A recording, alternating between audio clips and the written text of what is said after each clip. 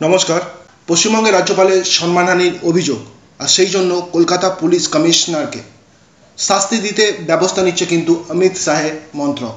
যে দুজনের বিরুদ্ধে শাস্তিমূলক পদক্ষেপ নিতে চলেছে কেন্দ্র, সেই দুজনের নাম আপাতত যেটা জানা যাচ্ছে বিনীত গোয়েল ও ইন্দিরা মুখোপাধ্যায়। কি অভিযোগ উঠে আসছে এনাদের বিরুদ্ধে, কেন রাজ্যপাল এই অভিযোগ করেছে, সব বিস্তারিত আপনাদের সঙ্গে শেয়ার করবো এই প্রতিবেদন। তার আগে আমি সীমান্ত আপনাদের সকলকে আমার এই ইউটিউব চ্যানেলে স্বাগত জানাচ্ছি। আপাতত পিটিআই সূত্রে যেটা জানা যাচ্ছে, রাজ্যপালের সম্মানহানির অভিযোগ, কলকাতা পুলিশ কমিশনার ও ডিসিপি সেন্ট্রালের বিরুদ্ধে শাস্তিমূলক ব্যবস্থা নেওয়ার প্রক্রিয়া শুরু করে দিল কেন্দ্রীয় স্বরাষ্ট্র মন্ত্রক।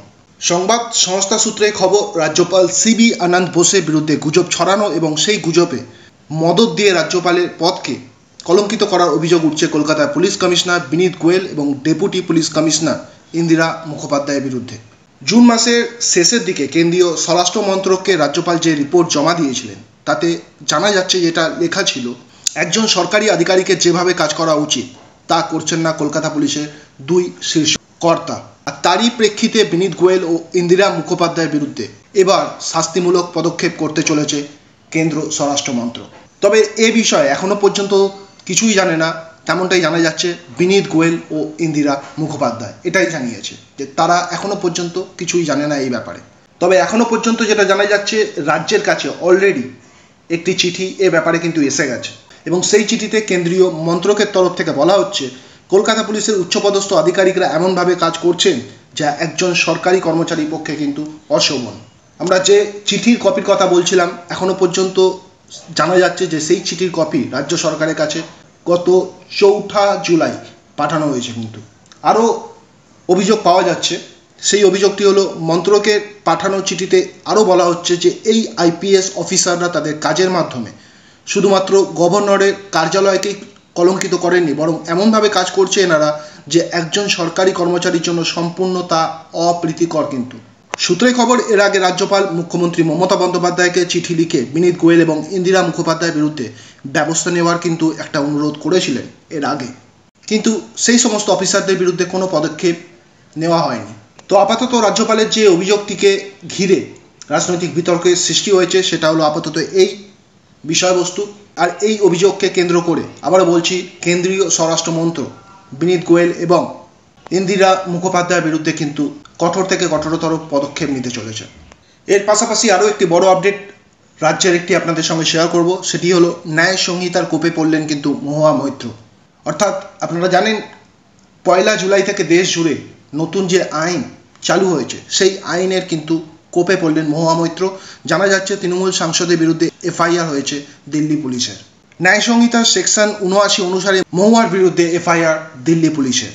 অতএব ফৌজদারি নয়া দণ্ডবিধি ন্যায় সংহিতা চালু হওয়ার মাত্র 1 সপ্তাহের মধ্যেই এই আইনের কোপে পড়লেন কিন্তু তৃণমূল সাংসদ মহুয়া মৈত্র।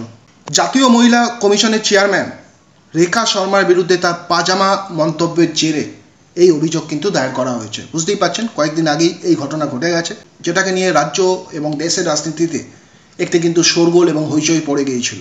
সেই পাজামা মন্তব্যের জেরেই কিন্তু এই অভিযোগ দিল্লি পুলিশের কাছে জানা যাচ্ছে।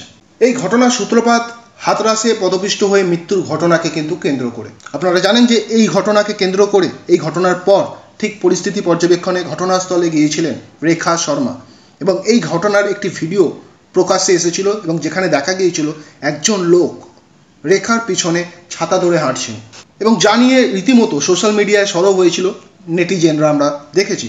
এবং সেখানেই সে বিষয়ে মহুয়া মৈত্র মন্তব্য করেছিলেন তিনি তার বসের পাজামা ধরতে ব্যস্ত। আর যত বিতর্ক সৃষ্টি হয়েছে কিন্তু মহুয়া মৈত্রের এই মন্তব্যকে ঘিরেই, দর্শক বন্ধুরা। তার বিরুদ্ধে অভিযোগ যেটা উঠে আসছে, তিনি নাকি একজন মহিলার মর্যাদাহানি করেছেন এবং এই ঘটনাকে কেন্দ্র করে লোকসভার স্পিকার ওম বিড়লাকে চিঠি দেওয়ার পাশাপাশি দিল্লি পুলিশও অভিযোগ জানিয়েছে জাতীয় মহিলা কমিশন।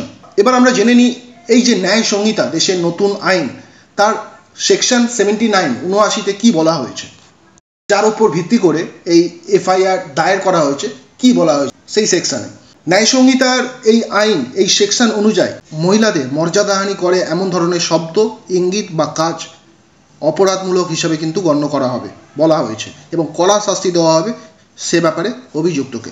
তথ্যে এ প্রসঙ্গে বলা যেতেই পারে যে শপথ গ্রহণের 1 মাস পার হতে না হতেই দিল্লি পুলিশের এফআইআরে যথেষ্ট বিপাকে পড়ল তৃণমূল সাংসদ মহুয়া মৈত্র। তো এই ছিল দুটি বড় বড় আপডেট রাজ্যকে নিয়ে আপনাদের সঙ্গে শেয়ার করলাম। যদি আপনাদের কিছু বলার থাকে অবশ্যই এই ভিডিও কমেন্ট বক্সে আপনাদের গুরুত্বপূর্ণ মতামত জানাতে পারেন, এবং এরকমই রাজ্য এবং দেশের বিভিন্ন আপডেট পাওয়ার জন্য আমাদের Bengal job with study YouTube চ্যানেলকে আপনারা সাবস্ক্রাইব করে আমাদের পাশে থাকুন। ভালো থাকবেন, সুস্থ থাকবেন, নমস্কার।